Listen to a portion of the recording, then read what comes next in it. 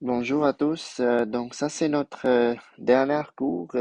C'est juste une révision.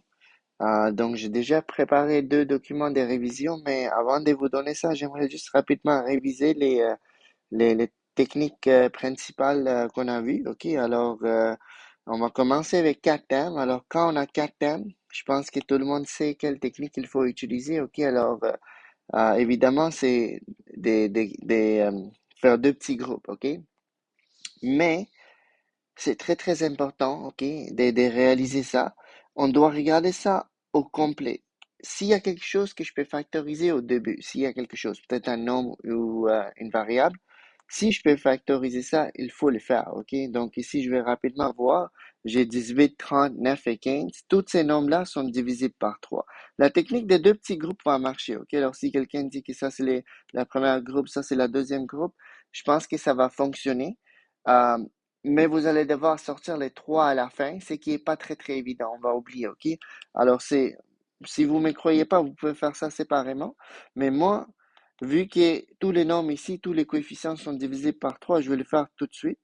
Ça va devenir 6x au carré plus 10 xy moins 3xy moins 5y au carré. Ok? Donc, s'il y a quelque chose que tu peux factoriser au début, tu le fais parce que sinon, tu vas l'oublier à la fin. Ok?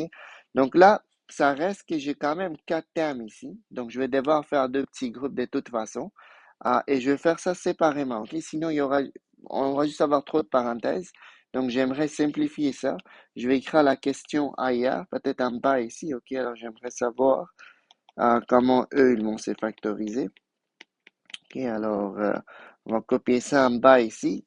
Puis là, on va faire deux petits groupes. Ok, on peut aller un peu plus vers les bas juste pour avoir un peu de place. Ok, alors là, je vais faire deux petits groupes. Ça, c'est le premier groupe. Ça, c'est le deuxième groupe. Ok, dans les premiers groupes, qu'est-ce que je peux sortir? Je vais voir ça rapidement. Ok, alors j'ai 6, 10, donc 2 sont divisés par 2 et il y a un x aussi. Donc, si je mets 2x, là, ça va être 3x plus 5y, ok? Puis là, quand je multiplie ça, ça me donne ça. Quand je multiplie ça, ça me donne ça. Donc, automatiquement, la parenthèse ici doit être 3x plus 5y. Donc, ça veut dire que je dois mettre moins y dehors. Si je mets moins y dehors, ça va me donner ça. Ça va me donner ça. Donc, finalement, ça va se simplifier pour devenir, ok? La parenthèse qui est ici, 3x plus 5y. Et ce qui n'est pas dans ce qui reste, ok, on va dire ce qui reste, va aller à l'intérieur de la nouvelle parenthèse, ok? Donc, qu'est-ce que ça veut dire? Ça veut dire que finalement, ça simplifie pour devenir les 3 descend, ok? Puis la parenthèse ici se simplifie pour devenir 3x plus 5y et 2x moins y, ok?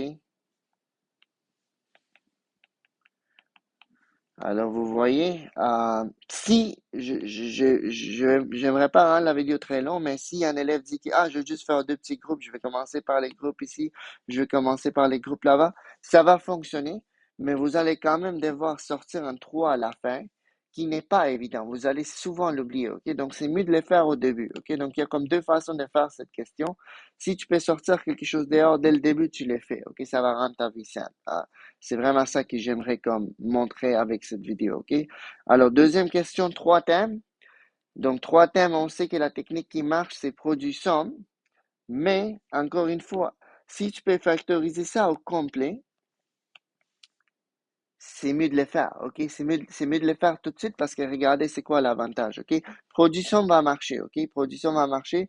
Vous allez devoir réécrire le thème au milieu d'une manière intelligente, ok? Peut-être ça va être moins 10x au carré, moins 2x au carré.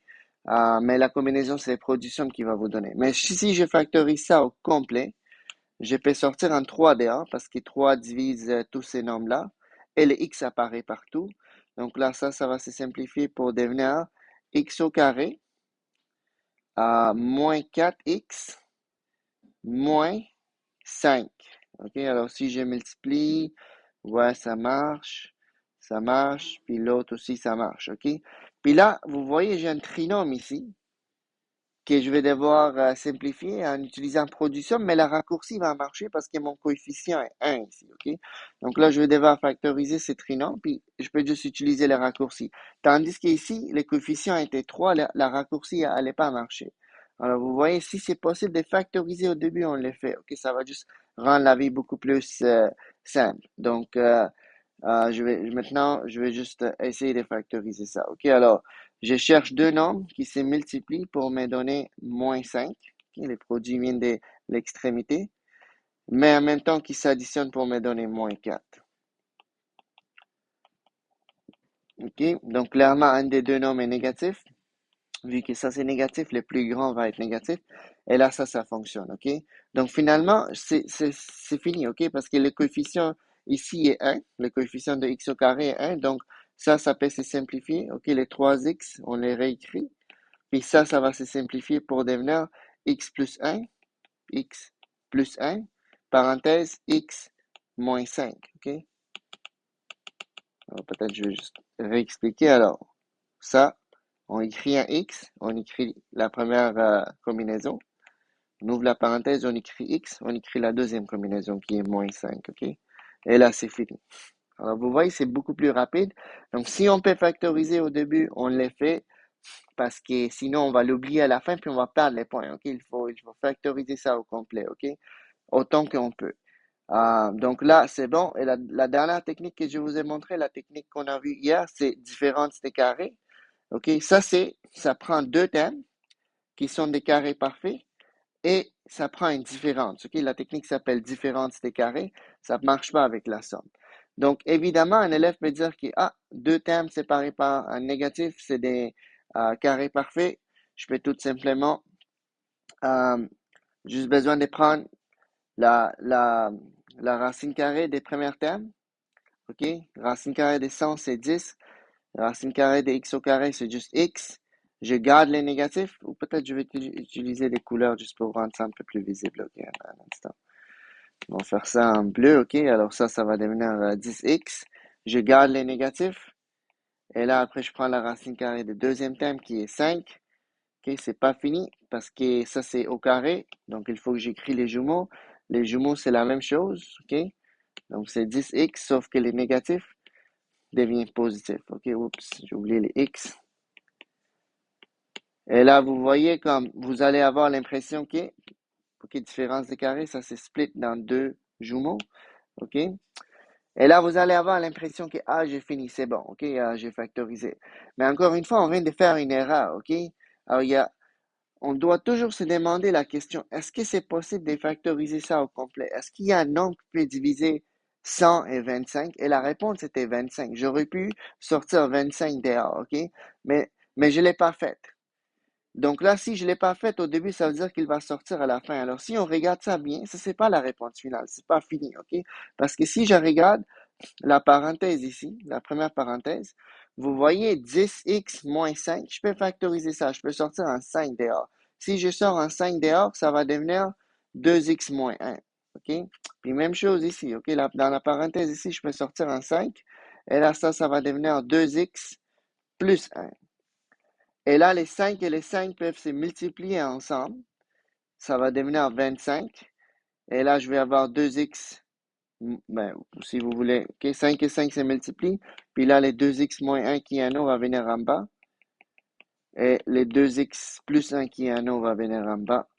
Et là, ça, c'est la réponse finale. Vous voyez, c'était un peu dur de savoir parce que nous, on a la tendance d'arrêter ici. J'ai fait la différence des carrés, c'est fini, j'ai besoin de faire rien d'autre. OK, un peu comme quand quelqu'un te demande de simplifier, on va dire 10 sur 20. OK, si tu simplifies 10 sur 20, tu peux dire que, je vais diviser par 5. Si je divise par 5, divise par 5, ça va me donner 2 sur 10. Mais c'est pas fini parce que tu peux diviser par 2, divisé par 2, et là, attends, je viens de mal faire, c'est 2 sur 4, pas de sens.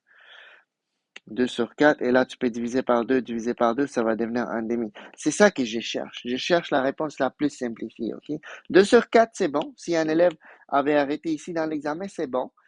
Mais il ne va pas avoir tous les points, OK? Donc là, comment on peut éviter cette erreur? Comment on peut s'assurer qu'on l'a bien simplifié? on se demande toujours la même question. Est-ce qu'on peut factoriser ça au complet? OK, alors ça, c'est une façon de le faire. La deuxième façon, regardez ça.